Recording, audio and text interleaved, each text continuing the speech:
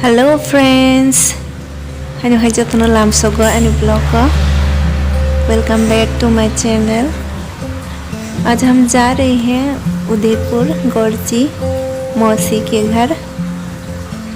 बहुत दिन बाद जा रही हूँ, मम्मी और सिस्टर भी हैं। देखो कितना सारा लोग हैं, फिर भी हमें सीट मिल गया अच्छा सा, बैठ गई आराम से। नेचर देख के बहुत अच्छा लग रहा है। बहुत दिन बाद बाहर आई हूँ। हम लगभग पहुँचने ही वाले हैं गौरजी। देखो बरसात भी होने लगी है थोड़ा थोड़ा। आज जर्नी करके बहुत अच्छा लग रहा है। देखो पानी आ गया विंडो पर। ये देखिए इनसे मिलिए, बहुत अच्छा गाना बजाते हैं।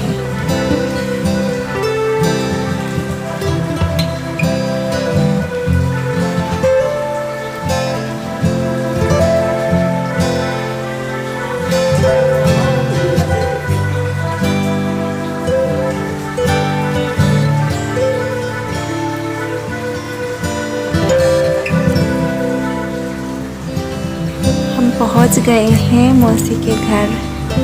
अब देखते हैं मौसी कहाँ है। ये किचन है। ये देखिए हरी हरी मिर्च।